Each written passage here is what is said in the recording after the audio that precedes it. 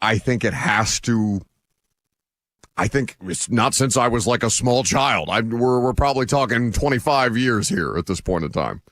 Well, here's the thing, too, though. Like, I mean, Apple TV has stolen it from everybody. I mean, they acquired it. They didn't steal it. They paid for it. So if you're a big fan of it, it's got much more difficult to watch it unless you choose to subscribe to Apple TV. So there you go. The ACC championship game might be the most convoluted, just stupid thing I've seen in a long time. A five-way tie for first place in the conference puts Duke in the ACC championship game taking place tonight against Virginia. Duke instead of number 12 currently in the college football playoff ranked Miami.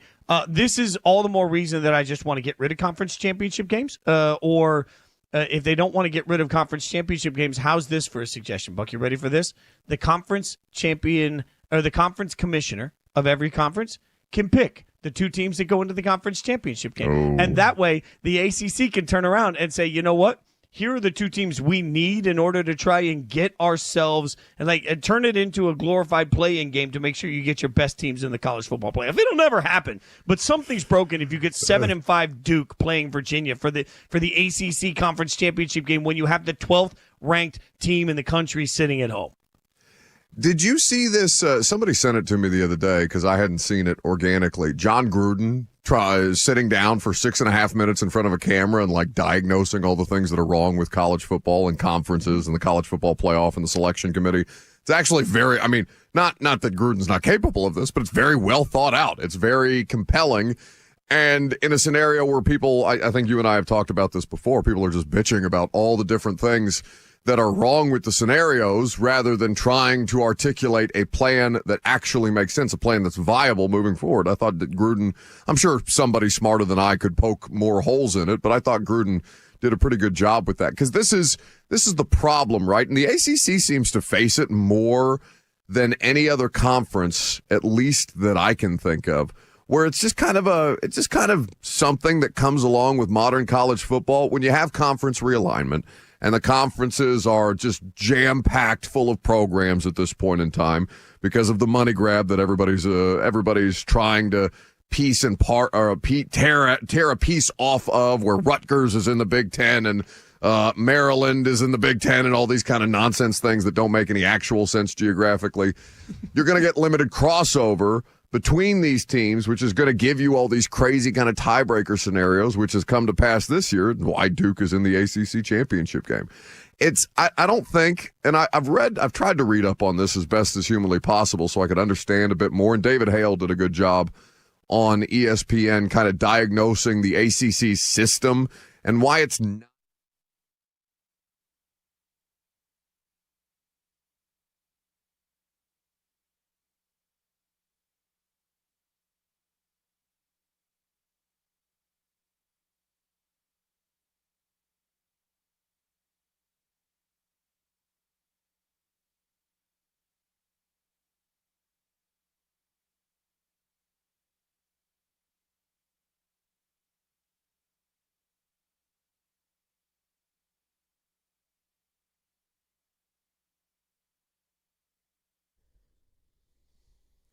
Yes, it is. Welcome into Warriors Live. We are an hour away from tip-off in Cleveland, where the Warriors are getting set to take on the Cavaliers. Game 2 of their 3-game road trip, which wraps up tomorrow in Chicago. Yes, back-to-back number 6 for the Warriors begins today in Cleveland against the Cavs, led by Donovan Mitchell and company. Welcome in. This is Warriors Live, presented by Xfinity, your home court advantage, brought to you by Xfinity. Watch all your favorite teams all in one place. Xfinity, imagine that. Mark Randy with you until the top of the hour, just shy of 4 o'clock. Then I'll hand things off to Tim Roy, who is standing by in Cleveland as we speak, getting ready for Cavs and Dubs. Warriors come into this game 11-12. They've lost their last last couple of games. They lost their first game of this road trip on Thursday. They've lost 2 games in a row because they lost their last game of that 5-game homestand versus OKC. Before that, they had a win versus the Pelicans. They lost as well to Houston. The Warriors are on a little bit of a downturn. They're 2-6 in their last 8 games. They're below 500 for the first time this year, and they're in 8th in the Western Conference. The Cavs are 14-10. They're also 8th in the Eastern Conference. So right now you have this interesting scenario in the East and the West, maybe interesting situation, the better word, where the East actually at the moment seems to be a little bit deeper. This is a really good Cleveland team. They're 4 games over 500, yet they're 8th in the East. If you were to plop the Cavs and their 14-10 record into the West, they would be the 6th seed in the Western Conference. They would be the 7th seed in the Western Conference. Not a gigantic difference, but still, it is interesting to see a team with a much better record than the Warriors be in the same spot in the opposite conference. Normally, it's the other way around, with the West being incredibly deep. The West does have a lot of really good teams, but maybe the depth of the Eastern Conference is catching up just a little bit. Anyway, that's not a conversation for right now.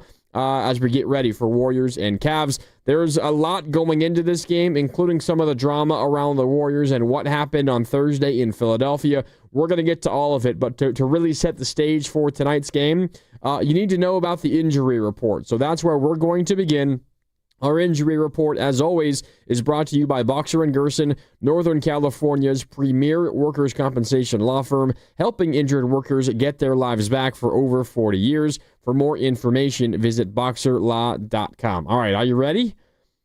Let's begin with the Warriors. I'm just going to run through all of the names that are out, and then we'll run through each one individually after that. But just so you can get the full picture for the Warriors. No Steph Curry, no Jimmy Butler, no Draymond Green, no DeAnthony Melton, no Al Horford, and no Seth Curry. All right, so both Currys are out. No Jimmy Butler, no Draymond Green, no DeAnthony Melton, and no Al Horford. They are all out today. You might ask, why? Well, this is a back-to-back. The Warriors play again tomorrow, so we know that's going to rule out Al Horford for at least one of these next 2 games. The Warriors are choosing to do that today. He played on Thursday in Philadelphia. Seth Curry, I would imagine, considering that he's played just 2 games so far this season, they probably don't want him playing back-to-backs. They don't want DeAnthony Melton playing back-to-backs.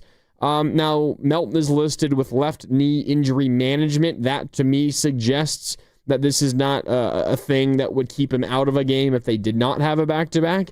That to me, just sounds like they're being careful and kind of ramping him back up to where he can, one, get to playing, maybe 25, 28 minutes a night, but then also eventually potentially play in back-to-back games. I'm not worried about that.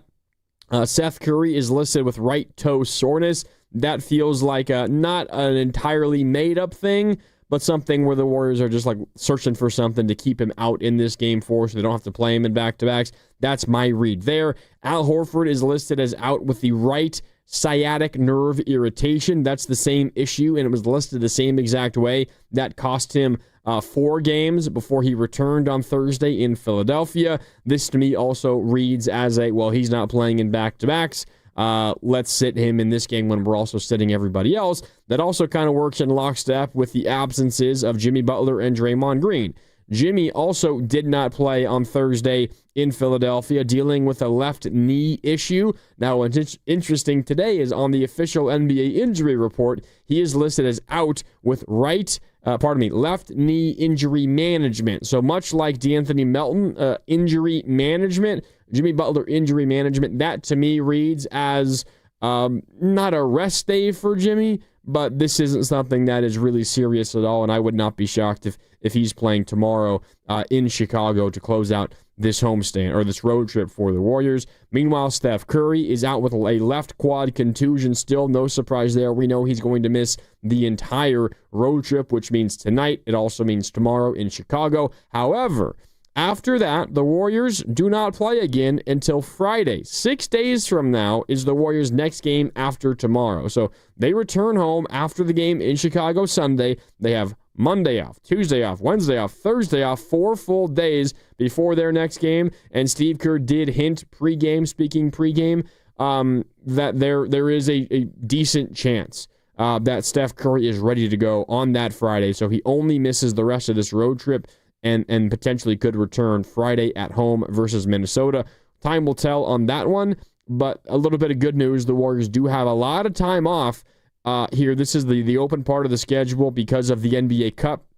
And you're going to see NBA Cup knockout round games this week. The Warriors just got added 2 games to the regular season schedule with teams that did not make the knockout of the NBA Cup. That's Minnesota and that's Portland. Even with those games added, the Warriors have a lot of open dates in their schedule. In fact, after the Warriors wrap up their 6th back-to-back of the season, which is tonight and tomorrow, they then play just 2 games in the next 10 days.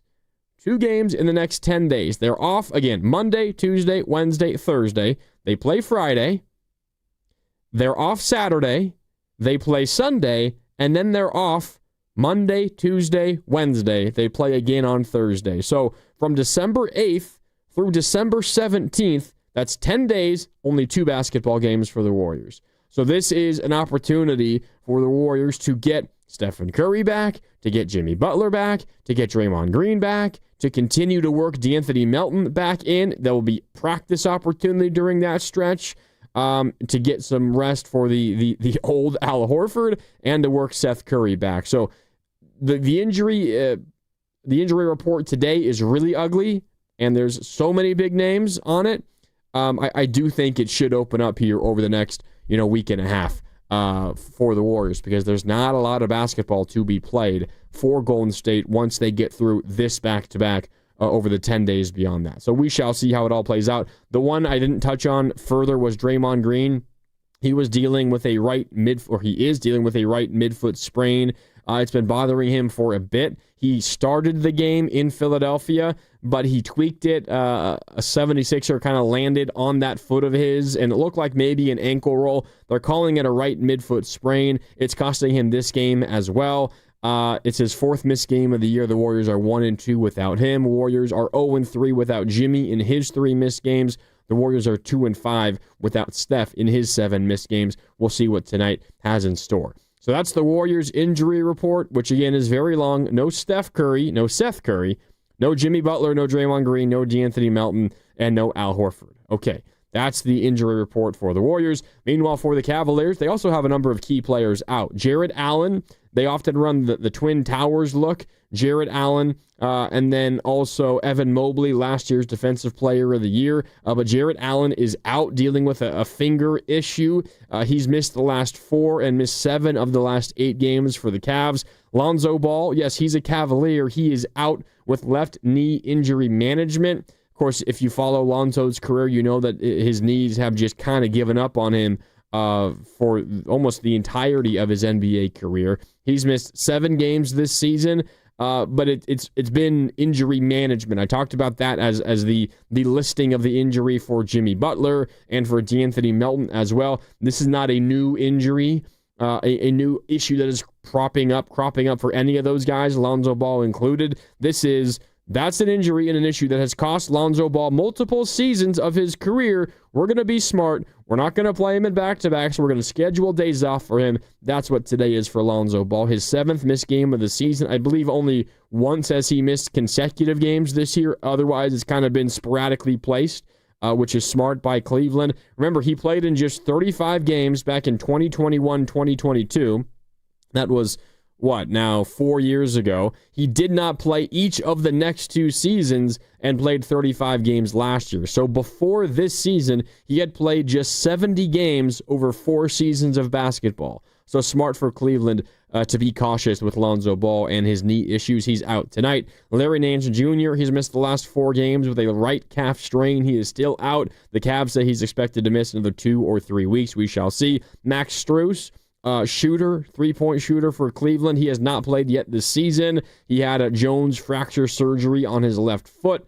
He is out tonight as well. And then Sam Merrill, one of the best 3-point shooters in the NBA, he's also out, has missed the last 9 games for Cleveland. He's dealing with a right hand sprain. So for the Cavs, no Jarrett Allen, no Lonzo Ball, no Larry Nance Jr., no Max Strus, and no Sam Merrill. Comparing that to the Warriors, no Steph or Seth Curry, no Jimmy Butler, no Draymond Green, no De'Anthony Melton, and no Al Horford. Okay, so with that, first of all, this is Warriors Live, presented by Xfinity, your home court advantage, brought to you by Xfinity. Watch all your favorite teams all in one place. Xfinity, imagine that. with that injury, with the injury report looking as such, who the hell is going to play a lot of minutes for the Warriors tonight?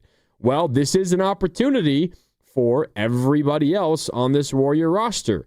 D'Anthony Melton is out, but Jonathan Kuminga, looking at you. Brandon Podziemski, looking at you. Moses Moody, looking at you. Will Richard, looking at you. Buddy Hield, maybe he can get his three-point shot going a little bit tonight. Quentin Post, looking at you. And then, the man of the hour, Pat Spencer, looking at you as well. That's going to be a group of players that plays a lot for the Warriors tonight. You can also include GP2, Trace Jackson Davis, and Guy Santos. That's your Warriors team for tonight. It'll be interesting to see who the Warriors start. I would imagine it will be Podziemski along with Moody, and then probably Quentin Post, and maybe Guy Santos, and then who fills out that last spot? Maybe it's Jonathan Kuminga, maybe it's Will Richard. My guess would probably be Will Richard, but we'll see what Steve Kerr decides. If we get a starting lineup from the Warriors before we sign off in about 12 minutes or so, I will, of course, keep you updated. If not, Tim Roy will give you that when the time does come.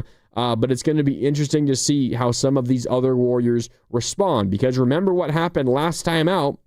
Warriors on Thursday in Philadelphia, a 99-98 loss, but it took a lot of crazy turns to get to that spot. Warriors down by as many as 24 early third quarter. They fight all the way back to take a 4-point lead in the fourth quarter, thanks to Pat Spencer, thanks to Quentin Post, thanks to Buddy Hield, who had a better fourth quarter, thanks to Guy Santos, who had a couple of really nice moves and buckets.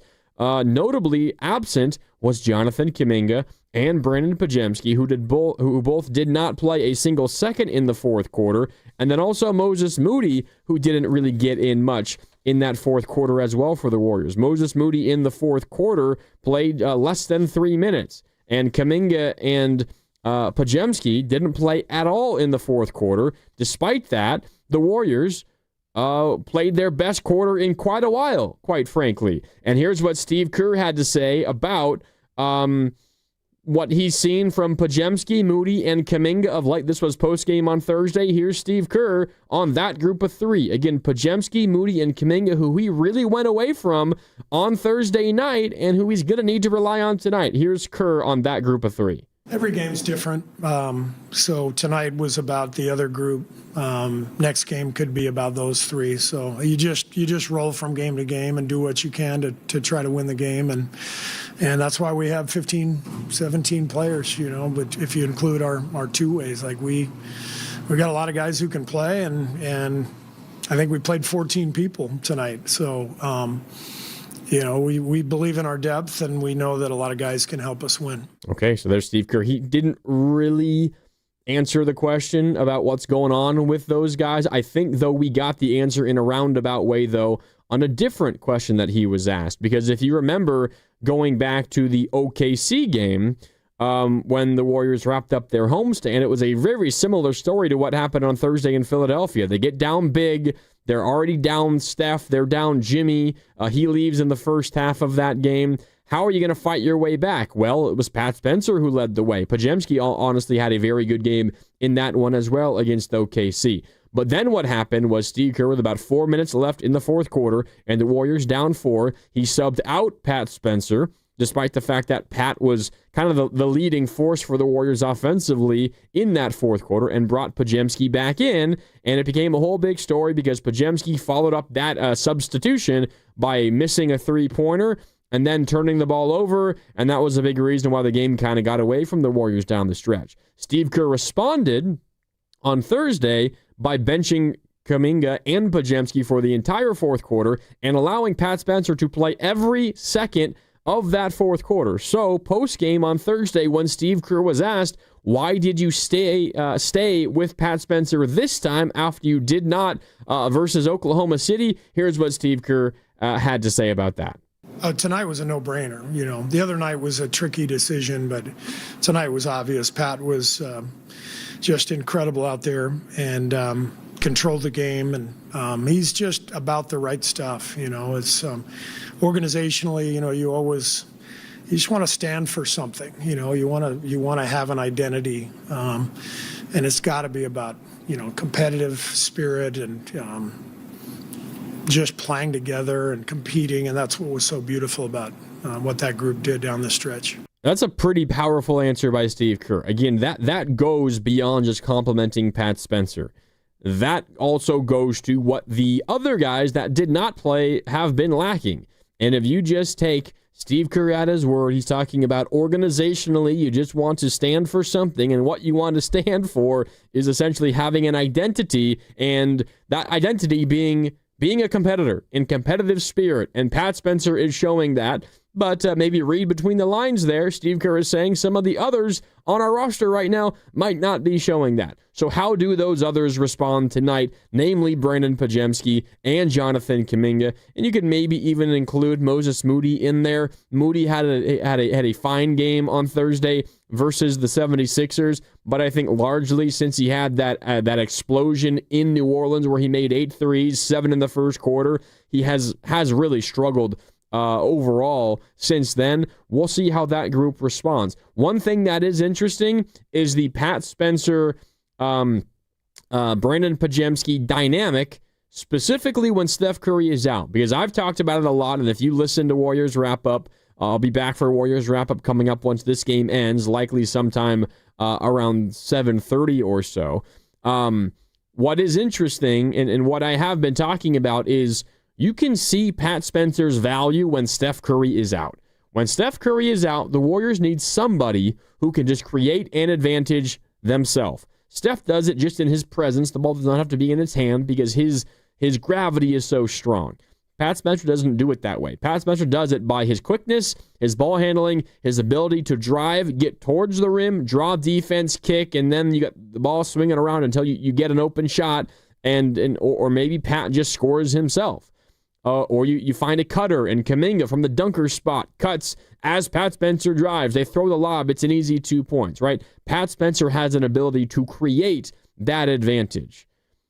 I think there is a growing belief within the Warriors organization that when Steph is out, and specifically when Steph and Jimmy are out, they're two go-to guys offensively, Pat Spencer might be the best creator on the Warriors roster. It's not Brandon Podziemski. Steve Kerr has said often that Podziemski is a connector, but generally that means to connect things that are things you can rely on offensively. And it's connecting Steph Curry to Jimmy Butler, connecting Steph Curry to Draymond Green, taking advantage of the advantage that Steph Curry's presence gives you, and then using that advantage to your benefit. But if you're asking Podziemski to be the guy to create the advantage in the first place, you're going to have a really tough time. And that's what Tim Kawakami was talking about yesterday on with Willard and Dibbs when he was talking about this very dynamic. Pat Spencer,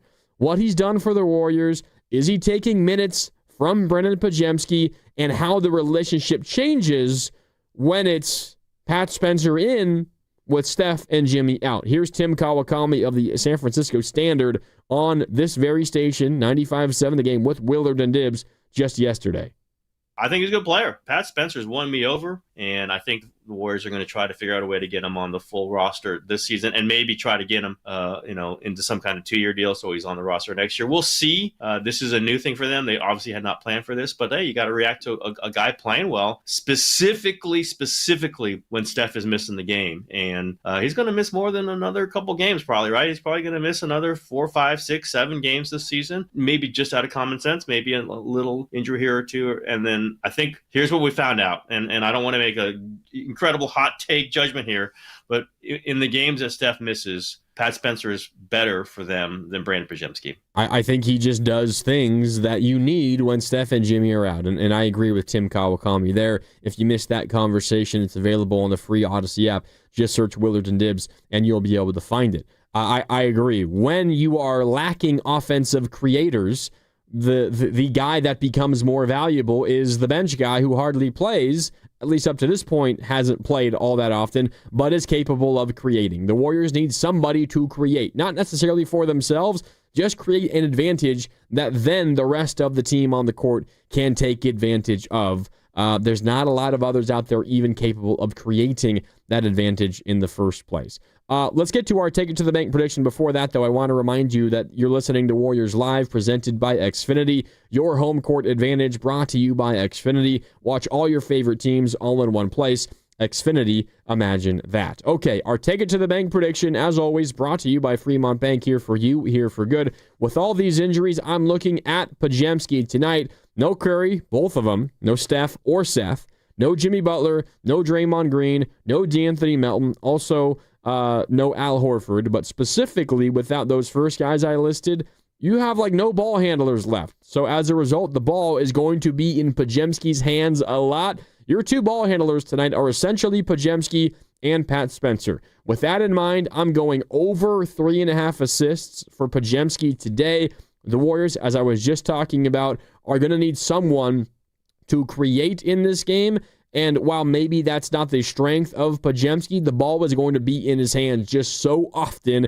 And even a bad offensive team is going to score 95 plus, maybe even 100 plus on most nights in the NBA just by sleepwalking through a game. There will be plenty of opportunities for Podziemski to get a handful of assists. 3.5 feels awfully low for me. I'm going to go over on that one. And in general, I'm just eager to see how Podziemski and Kuminga respond to not playing a single second in the fourth quarter on Thursday. I think for Podziemski, the key is try not to do too much. Don't focus on scoring 20 points. Let the ball flow through you. Make the right decisions. Don't even think. Just kind of put the drama of the last week behind you and just focus on making the right decision with the ball in your hands. And really don't even think about decision making. Just let your instinct take over. And for Kuminga, I think it's running the floor, using your strengths. His strengths are his speed, his quickness, his athleticism, and those are only heightened when you get out in transition. And the Warriors, without Steph, without Jimmy, without Draymond, without Melton, without X, Y, and Z others, you're going to need Jonathan Kuminga to get you easy buckets, and Kuminga can do that in transition. So I'm looking out for Kuminga in transition, and I'm looking out for Podziemski's decision-making in this one. All right. This has been Warriors Live, presented by Xfinity, your home court advantage, brought to you by Xfinity. Watch all your favorite teams all in one place. Xfinity, imagine that. It's Warriors and Cavs. The Dubs 11-12, the Cavs 14-10. Warriors down almost all their starters. We'll see how they stack up versus the Cavs. Coming up next, Tim Roy is on the way after this on 95.7 The Game. Ready for your next adventure? Welcome to San Francisco International Airport, your getaway to the world. With over 130 nonstop destinations worldwide, SFO